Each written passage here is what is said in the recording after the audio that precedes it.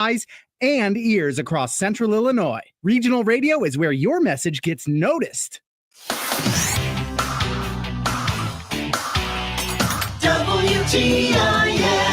You're listening to WTIM, your information station, and our morning show that's brought to you by People's Bank and Trust, where they put people first, and Landmark of Taylorville. I'm your host, Grayson Bauman. Joining us in this segment, I've got Jack Myers. Jack Myers is the Public Affairs Specialist with the Social Security Administration, or a Public Affairs Specialist. Jack, good morning to you, sir. How are you? Good morning, Grayson. I'm doing well, thanks. How are you? I am doing well, and as always, we've got a loaded slate, so we're going to jump right on into things, and the first of which is remote job scams. I got to tell you, there's so many scams going on around that people are just not fully aware of, that I have not been fully aware of, and it sounds like you're bringing another one to our attention that we've got to learn about here. What can you tell us about remote job scams? Yeah, unfortunately, Grayson, we're always talking about these scams, and it seems like new variations are popping up all the time. I think what we can do is talk about it. I mean, raise awareness. That's our best defense against them, is, help people know that they're out there. And what our Office of Inspector General recently issued a warning about was remote job scams. Basically what this is it's a growing scam that involves a fraudulent remote job offer. Basically, they're falsely claiming to be associated with Social Security or another government agency.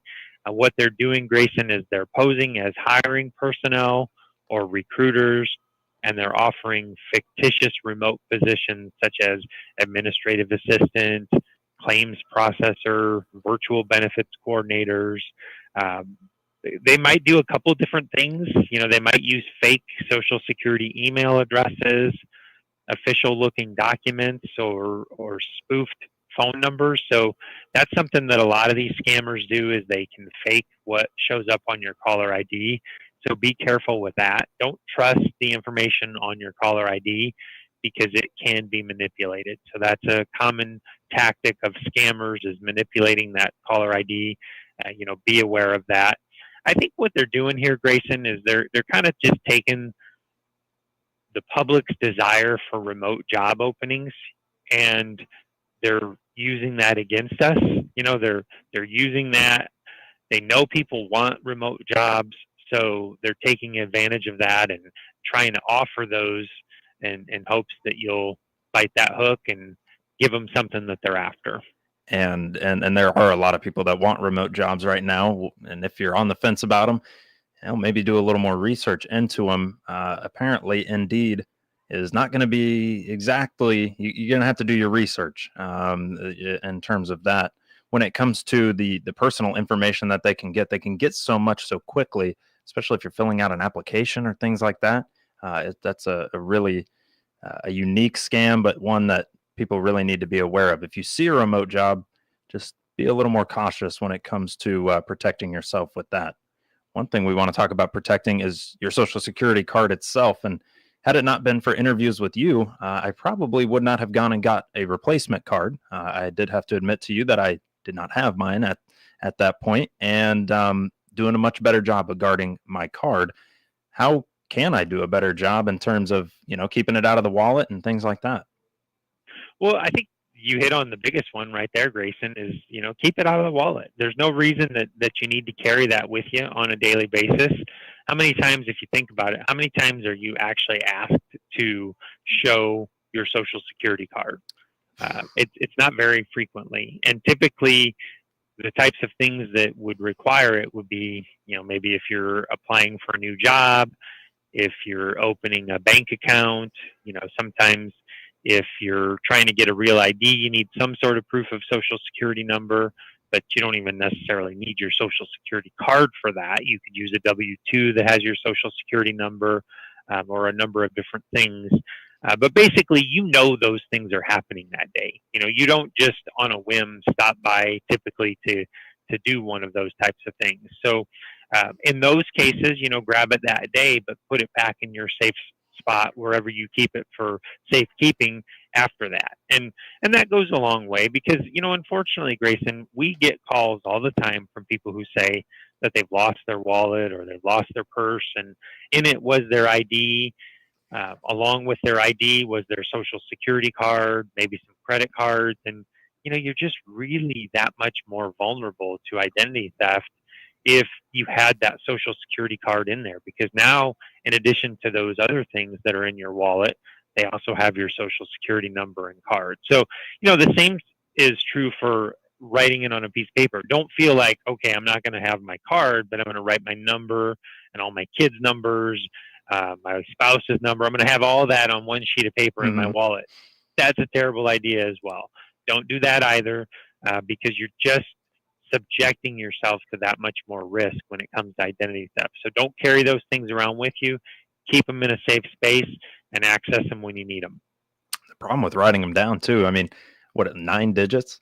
So how many things are really 9 digits? You can probably piece it together pretty quickly if you get a hold of a piece of paper like that. And that was exactly how I lost my social security card and had to replace it in the first place. Was I was carrying it around in my wallet. And no, nobody had ever asked me to provide them with my social security card, yet I had it in my wallet as if everybody every day was going to ask me to. So I fully recommend not doing that and not having to request a replacement anytime soon.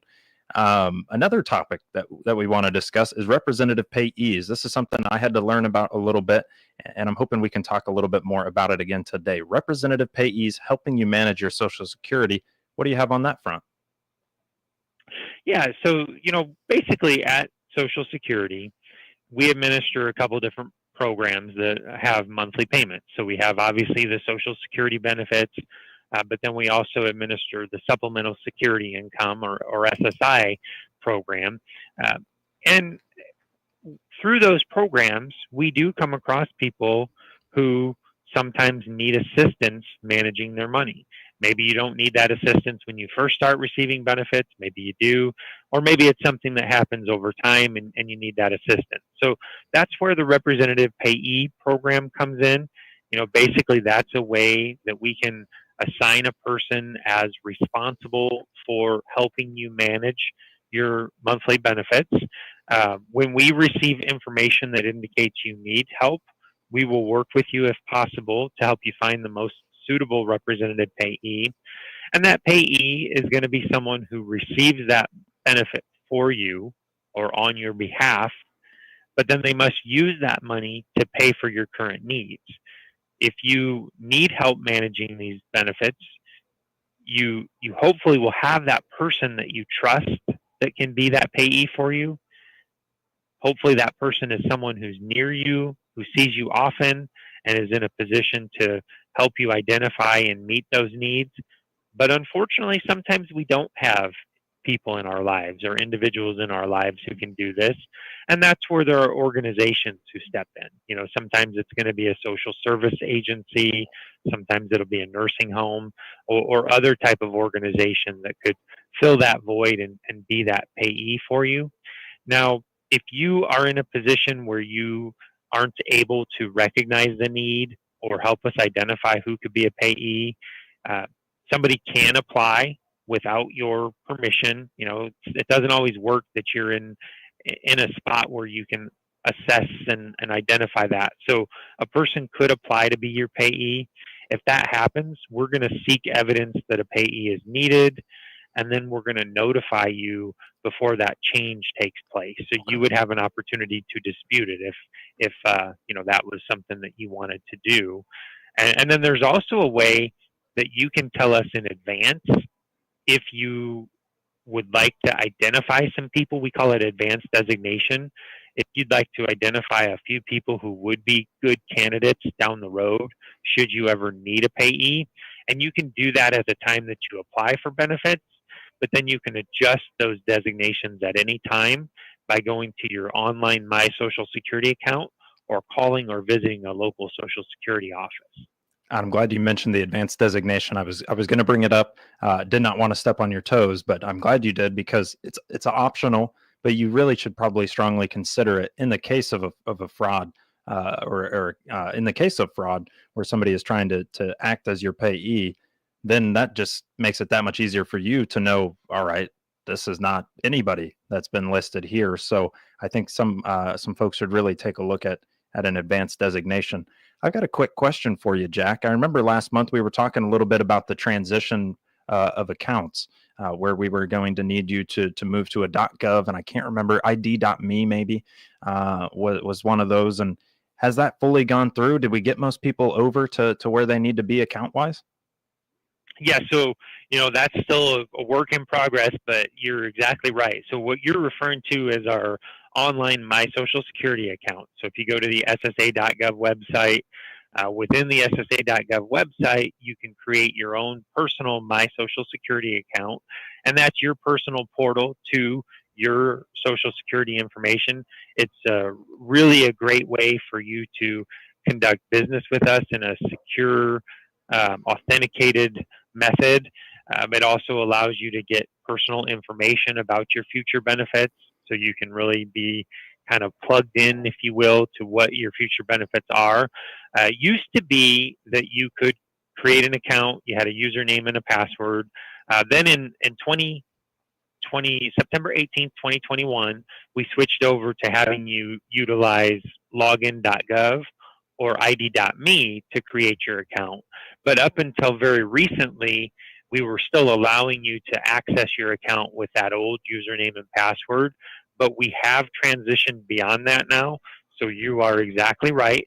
Now you have to use login.gov or ID.me to access the account. So if you hadn't already transitioned your old style account over, when you go to access My Social Security, you will now be required to either create a login.gov account or an ID.me account to be able to get into your My Social Security. Now, if you haven't done that, Grayson, I don't want to cause any alarm. That doesn't mean that you're not eligible for Social Security. That doesn't affect your Social Security number. You're not losing out on anything. The only thing that affects is your ability to access that My Social Security portal on our website. And for all the information that we've talked about here or additional information, you're going to want that access. And so just wanted to bring that up. Sorry to take us on a completely different, we'll call it tangent there, but I remembered that conversation and just wanted to kind of get that out there one more time. Well, Jack, let's take ourselves a break. I'm joined by Jack Myers, Public Affairs Specialist with the Social Security Administration, and we're going to talk more about the Social Security benefits and everything else that comes with it when we return. You're listening to WTIM, your information station. WTIM. Let's check the markets now on the RFD Radio Network. I'm Jim Taylor. Corn steady, beans higher, wheat lower. September corn down half a penny, 3.98 3/4. December corn down 1/4, 4.17 3/4. March corn 4.35 1/4, down half a penny. August beans up a nickel, 10.15 1/4. September beans up 5 1/2, 10.13 1/2. November beans 10.31 up 5 1/2. September wheat 5.45 1/4, down 4 1/4. December wheat down 3 3/4, 5.65 3/4. August bean meal 275.20 up $1.40. August bean oil 56.30 up 67 cents. Livestock trade, August feeders up $1.65, 329.92. August live cattle up $1.37, 226.35. August lean hogs down 42 cents, 107.32. Energy market, September crude oil 64.91, down 40 cents. This is the RFD Radio. Don't risk losing the trusted news, traffic, sports, and weather you get from AM radio stations. It's time to make your voice heard. We need Congress to pass the AM Radio for Every Vehicle Act to keep AM radio in cars. When internet and cell services are out, AM could be your only lifeline. Text AM to 39179 and tell Congress to pass this critical legislation now. Message and data rates may apply. You may receive up to 4 messages a month, and you may text STOP to stop. This message furnished by the National Association of Broadcasters. Parents, get your kids ready for the new school year with help from the Christian County Health Department. Now at 730 North Pawnee, across from Taylorville Junior High School. They offer back-to-school immunizations for children entering kindergarten, 6th, 11th, or 12th grade at little or no cost. And while you're there, ask about fluoride treatments to help prevent tooth decay in children and youth. Make your kid's appointment now so they're ready for school. It's just another way the Christian County Health Department is working to protect, assure, and improve public health in our community. Finding a local job in Central Illinois has never been easier. Don't waste time driving far or spending too much on gas. Visit IllinoisJobPost.com. It's your one-stop site to find local, full-time, and part-time job openings. Best of all, it's completely free for job seekers to access anytime, day or night. So if you're ready to land a job close to home, make IllinoisJobPost.com your first stop. That's IllinoisJobPost.com. Brought to you by your friends at the regional radio stations. At People's Bank and Trust, they help their consumer and business customers spend their time living their life, not explaining it. At People's Bank and Trust, they put people first. Find out how they can help you by clicking their banner ad at TaylorvilleDailyNews.com. Hi, this is Jeff Robinson from Advanced Title. Whether selling your home on your own or through your local realtor, please give us a call at 824-8007 for all your title work needs. Your information station. WTIM. And we're back with the WTIM Morning Show here on your information station. We're brought to you by Landmark of Taylorville and People's Bank and Trust, where they put people first. I'm your host, Grayson Bauman. In this segment, we've got Jack Myers, Public Affairs Specialist with the Social Security Administration. Now we kind of want to turn our attention to financial independence, and I think all of us would like to be. We celebrated July 4th, our nation's independence, but how can we celebrate financial independence and actually get ready for it through Social Security? Yeah, great question, Grayson. And we kind of touched on a part of this a little bit before the break when we were talking about the My Social Security account. I would say that for close to 90 years now, Social Security programs have helped people create financial independence in retirement, or maybe because of disability or something like that.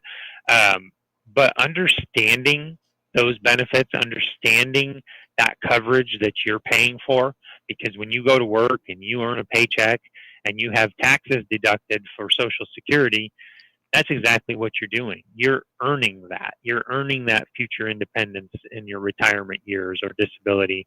And it's a good idea to take a look at that. Take a look at what type of benefit eligibility you've got that you're building up. And the My Social Security account is a great way to do it. It's going to show you what your future retirement benefit estimate is. But as I alluded to, unfortunately, a lot of workers don't get to retire. Some become disabled. Others pass away before getting to that point.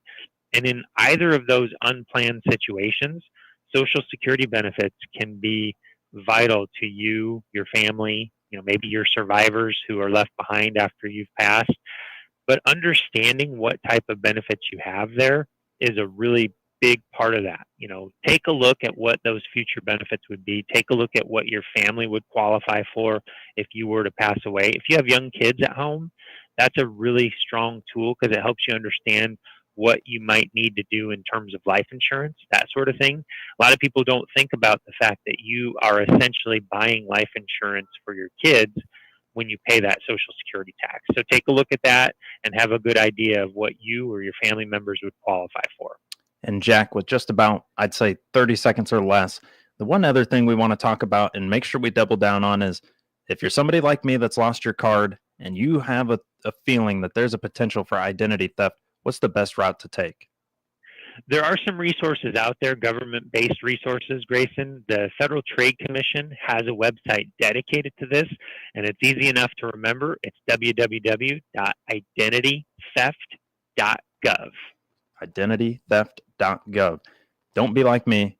Go check on that, and also check on your Social Security benefits. It doesn't matter what age. Jack taught us that not too long ago. Jack, thank you so much for your time here today. My pleasure. Thanks for having me on. As always, Jack Myers, Public Affairs Specialist with the Social Security Administration on WTIM, your information station. Big 870 WTIM, Assumption, Taylorville. 96.1 FM, Taylorville. 107.5 FM, Shelbyville. 107.9 FM, Pena, Nokomis.